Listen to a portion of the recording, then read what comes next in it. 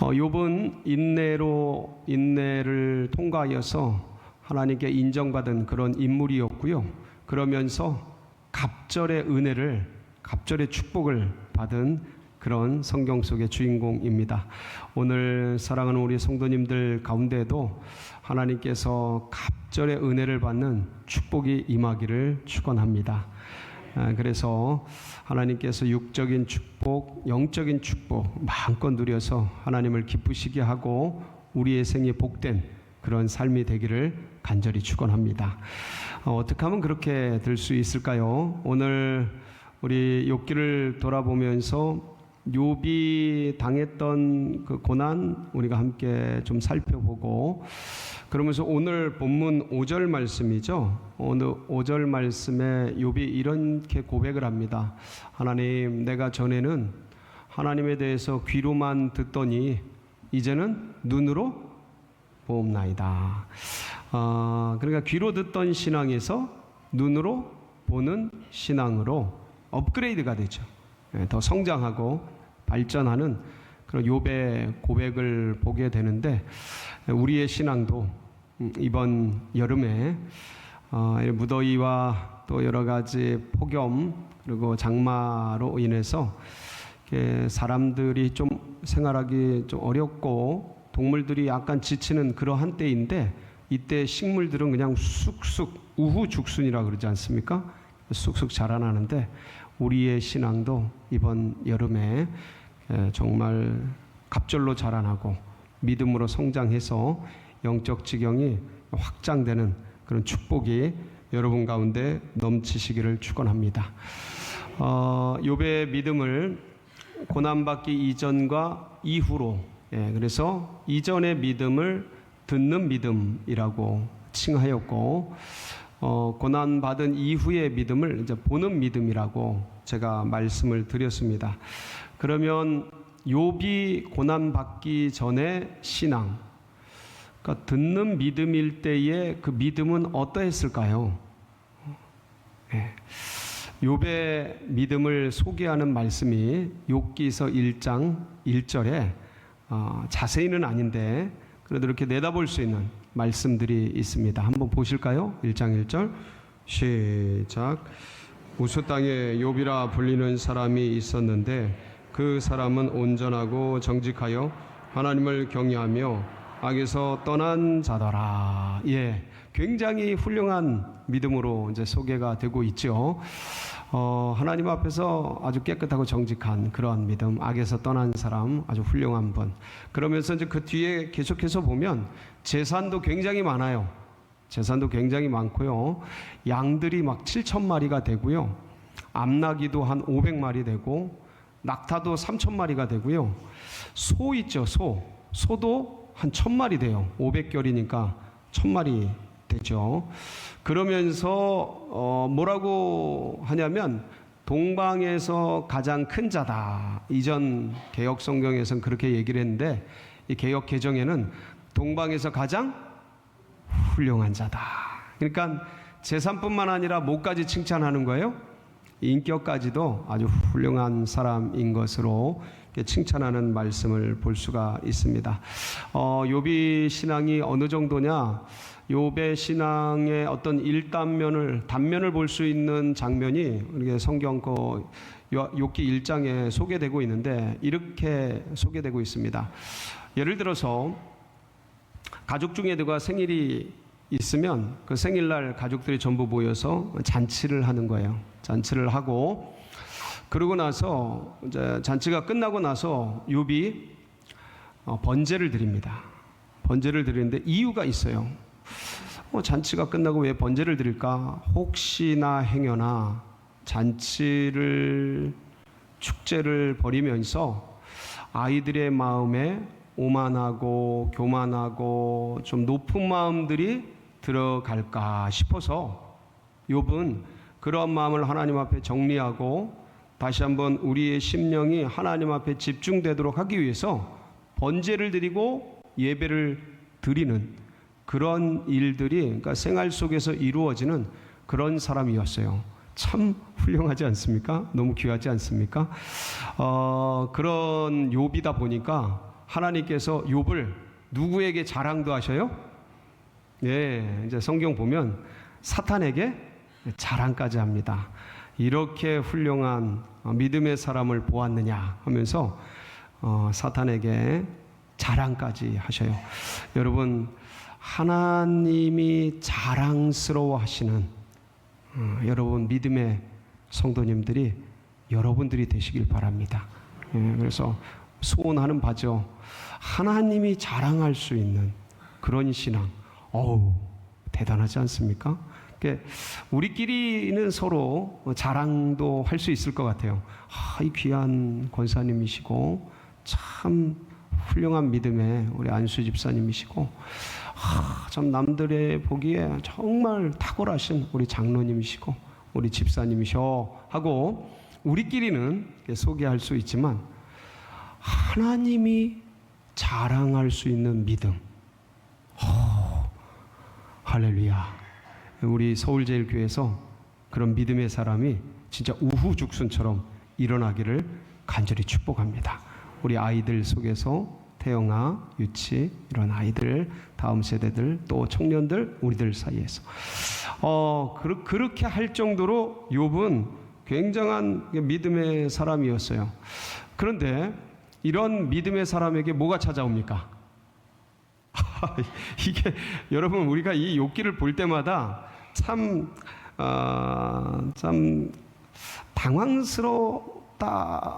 당황스럽다라기보다는 뭔가 좀 안타까운 거죠. 이런 믿음의 사람인데도 뭐가 찾아와요? 고난이 찾아옵니다.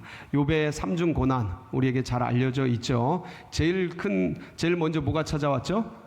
경제적인 고난이죠.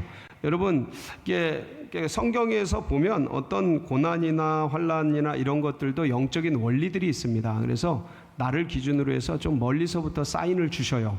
이거는 우리 부모들도 애들을 훈육하고 양육할 때 그렇게 하지 않습니까? 너 조심해, 너 혼나, 이렇게 찬찬히 사인을 주잖아. 그러면서 너 대끼야, 너, 그러면서 이제 점점 세지잖아요. 똑같아요. 그런 거에서 이제 경제적인 부분들 먼저 이렇게 하나님께서 고난을 주시는데, 거기 보면 하루아침에 양 7,000마리가 그냥 훅 하고 날아갑니다. 소들이 그냥 뭐 갈대아 사람들이 쳐들어와 가지고 그냥 다 휩쓸어 가요.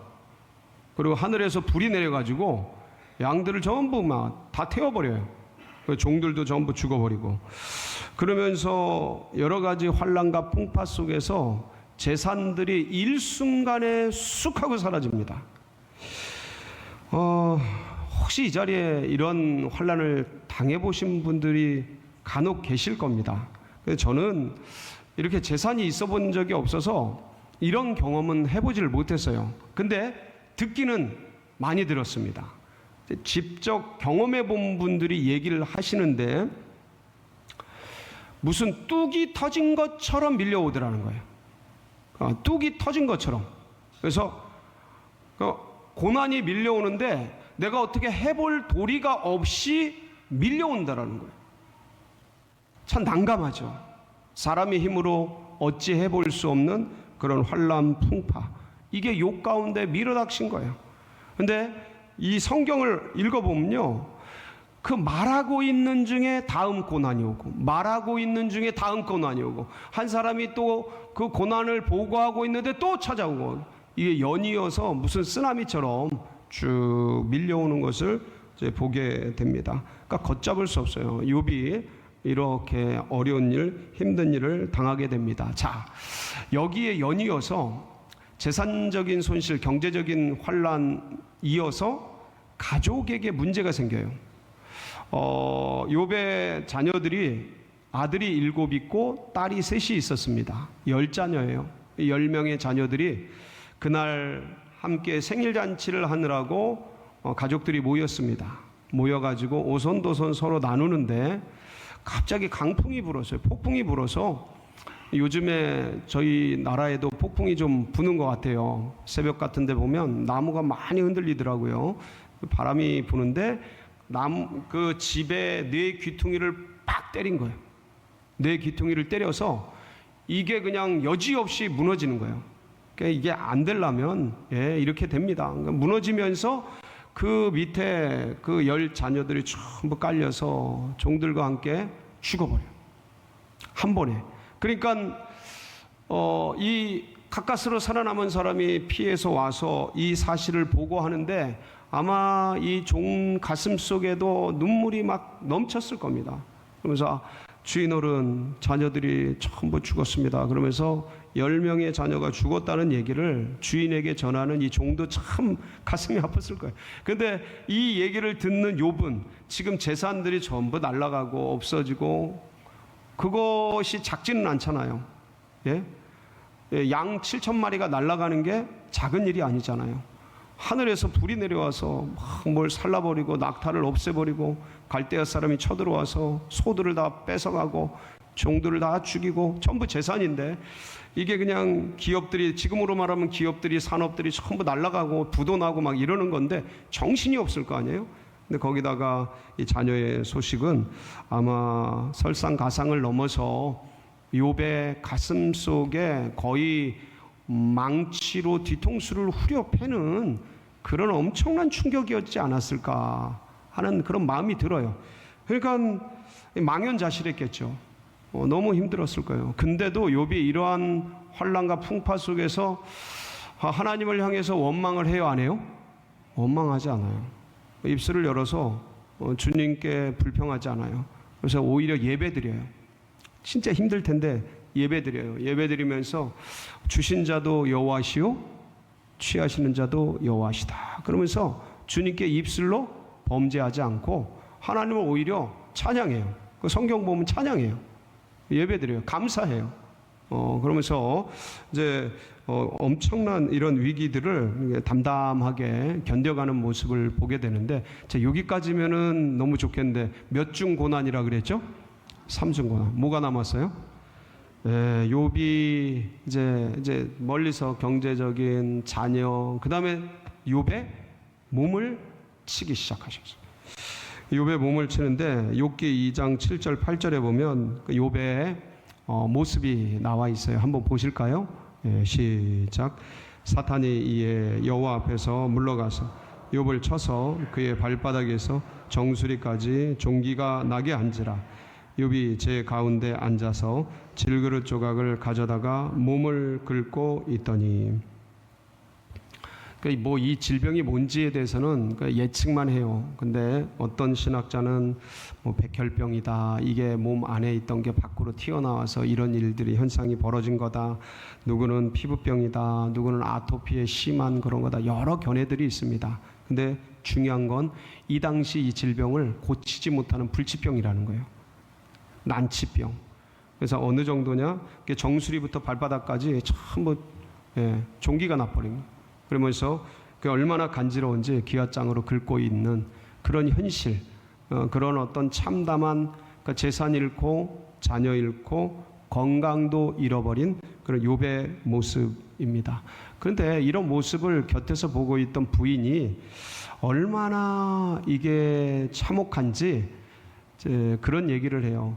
차라리 당신, 이 부인이 얘기해요. 욥의 부인이 하나님을 욕하고 죽어버려라. 이렇게 사느니 이게 사는 것만, 죽는 것만 못지 않지 않냐. 그러니까 차라리 하나님, 이렇게 만든 하나님을 욕하고 뭐해라? 죽어버려라. 근데 욥이 그 얘기를 듣고 그렇게 얘기합니다. 참 당신이 어리석은 여자 중에 하나와 같다. 하나님께서 축복도 주셨다면 하나님께서 화도 주시지 않겠느냐. 그러면서 하나님이 복도 주시고 화도 주시는 하나님의 주권을 철저하게 인정을 합니다. 고백을 해요. 그러면서 이 고된 이 참담한 환난과 풍파를 믿음으로 뚜벅뚜벅 이기면서 걸어 나갑니다. 자, 여기까지면은 아마 이 욥기가 되게 깔끔하고 이렇게 해서 믿음을 잘 견뎌서 하나님께서 갑절의 축복을 주셨더라. 그러면 너무 예뻤을 것 같은데, 아름다웠을 것 같은데, 근데 욥기가 여기서부터 시작이 돼요. 자, 고난을 등에 지고 이제부터 사실 시작이 되는데 누가 찾아오냐면 욥이 이런 엄청난 고난을 당했다는 이야기를 듣고 누가 찾아와요? 세 친구가 찾아오면서부터 욥의 진짜 시련이 시작돼요. 그러니까 저는 오늘 이 말씀을 보면서 그렇구나.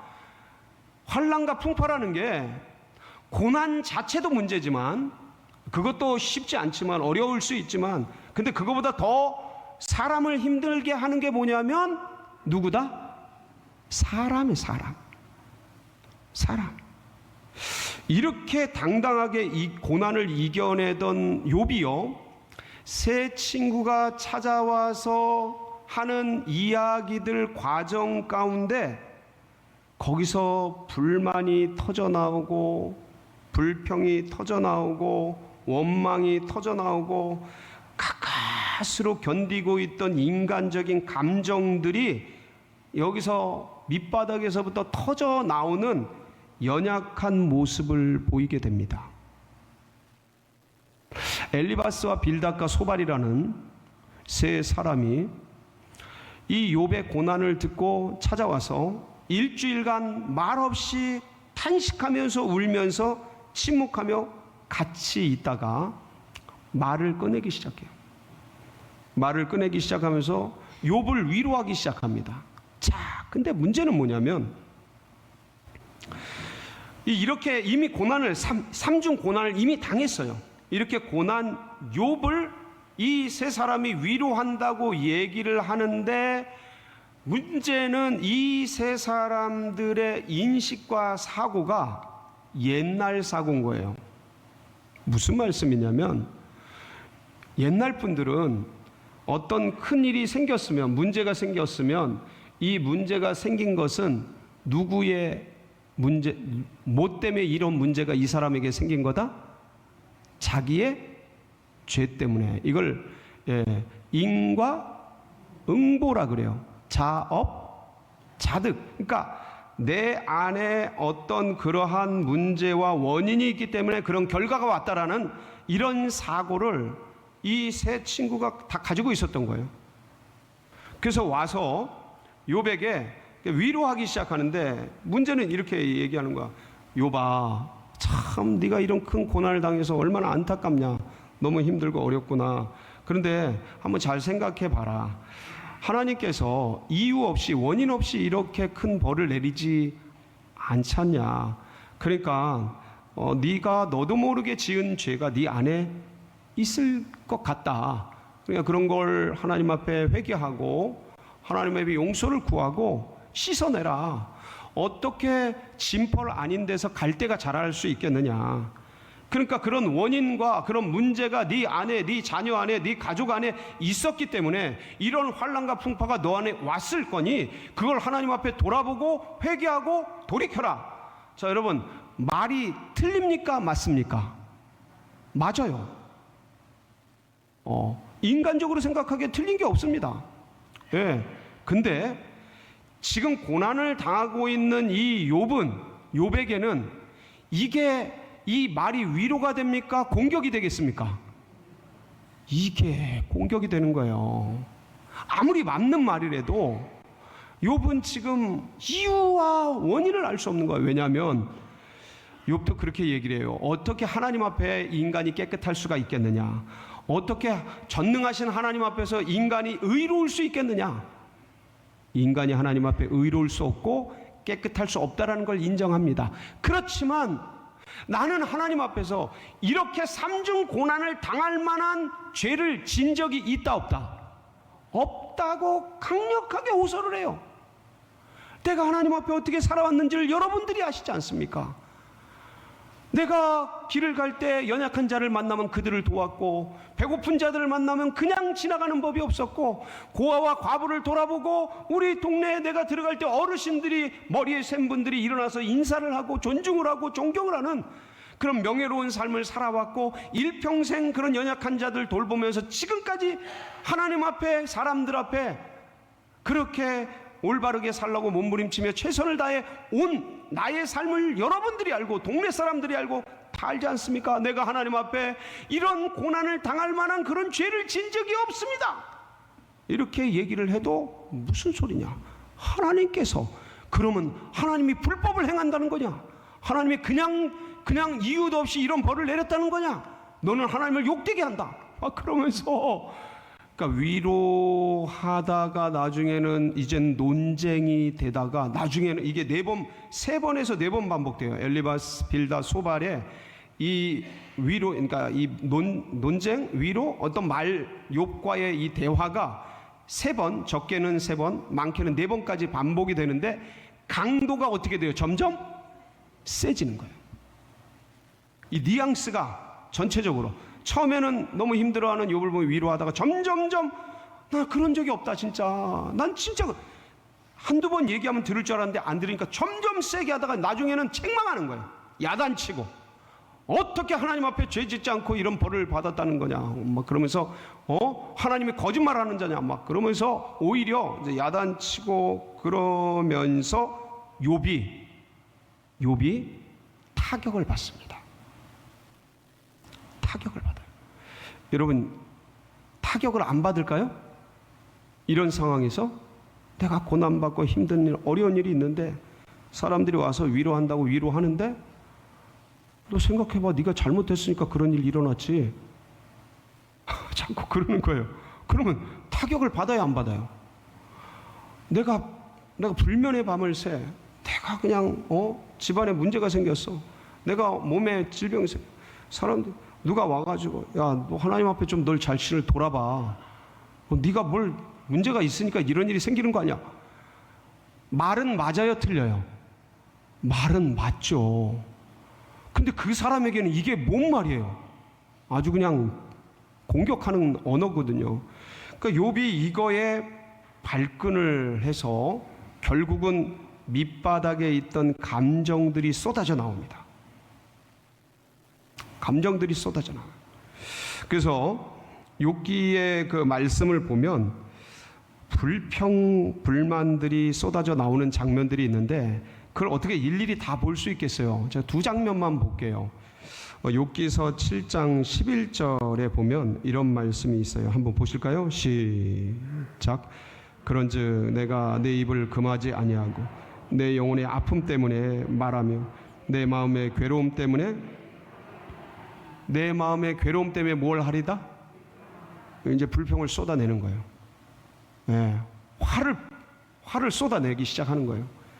저는 이 심정을 이해는 하는데 근데 결국은 안에 있는 게 터져 나온 거예요. 견디지 못하고. 욥기 10장 1절을 보면 한번 볼까요? 시작. 내 영혼이 살기에 곤비하니 내 불평을 토로하고 내 마음이 괴로운 대로 괴로움을 쏟아내기 시작하는 거예요. 불평을 쏟아내기 시작하는 거예요. 예. 그러니까 사실은 하나님을 향한 원망은 아니에요. 근데 그게 다 이게 이 친구들이 그렇게 막 말하는 논쟁과 정죄와 비난과 판단을 들으면서 욥 속에 있는 그 어떤 그동안 삼중 고난 속에서 그 이빨을 깨물며 견디며 하나님이 그러실 리가 없어, 이건 내가 지금 이해가 안 되고 내가 납득이 안 되지만 어떤 다른 이유가 있을 거야 라고 몸부림치면서 견뎌내 왔던 그 욥의 가슴 속에 묻어뒀던 해석되지 않는 의문의 정체들이 이 친구들의 비난과 정죄 속에서 감정적으로 쏟아져 나오기 시작한 거예요. 오늘 본문이 뭐예요? 주님, 제가 이전에는 하나님에 대해서 귀로 듣기만 하던 이제는 눈으로 봅나이다. 이게 무슨 말씀이겠어요? 여러분, 이게 무슨 말씀이겠어요? 하나님, 제가 이전에는 정말 훌륭한 신앙인 줄 알았습니다. 정말 남들이 인정해고 남들이 존중해주고 남들이 명예롭게 여겨주니까 제가 정말 탁월하고 뛰어난 그런 신앙인 줄 알았습니다. 근데 하나님, 제가 고난 속에 던져져 보고 환난 풍파 속에 넘어져 보니 내 안에 얼마나 많은 구정물들이 있는지, 내 안에 얼마나 많은 불평 불만들이 있는지, 내가 얼마나 하나님에 대한 신뢰가 연약한지, 이런 풍파가 오니까 흔들리고 쓰러지고 엎어지고 자빠지는 나를 보면서 하나님, 내가 얼마나 부족한 존재인지를 여실히 보았습니다. 그러니까 이 욥은요, 환난 풍파를 통해서 누구를 본 거예요? 자신을 본 거예요. 이런 문제가 있을 때 이전에는 어떤 풍파가 오더라도 마치 베드로처럼 죽을지언정 제가 주를 부인하지 않겠습니다, 그런 사람이었을 것 같은데, 막상 일을 당하고 보니까 내 안에 있는 것들이 터져 나오고 불평과 불만들이 나오고 연약하기 그지없는 나의 모습을 보면서 이 연단을 통해서 내가 이런 존재였구나. 그래서 누가 더욱 필요한 거예요? 그래서 누가 더 필요한 거예요? 하나님이 더 필요한 존재구나. 하나님이 나를 만나 주시는구나. 이런 나를 하나님이 용납해 주시고 용서해 주시고 받아 주시는구나를 깊이 깨달은 거예요. 경험된 거죠. 야다한 거죠. 주님을 눈으로 뵙는 거죠. 손으로 만지는 거죠. 그 믿음으로 욥이 성장한 것을 볼 수가 있습니다. 사랑하는 성도 여러분, 이 믿음의 길을 가세요. 여러분, 어떤 일이 있더라도 퇴행하고 후퇴하지 마시고 뒤로 빠져 침륜에 이르는 자가 아니고 믿음의 눈을 들어서 반드시 주님을 붙들고 앞으로 전진하며 나아가는 여러분 모두가 되시길 바랍니다. 그래서 듣는 믿음에서 무슨 믿음으로요? 보는 믿음으로 성장하고 전진하는 우리 모든 성도님들이 되시기를 주님의 이름으로 축복합니다.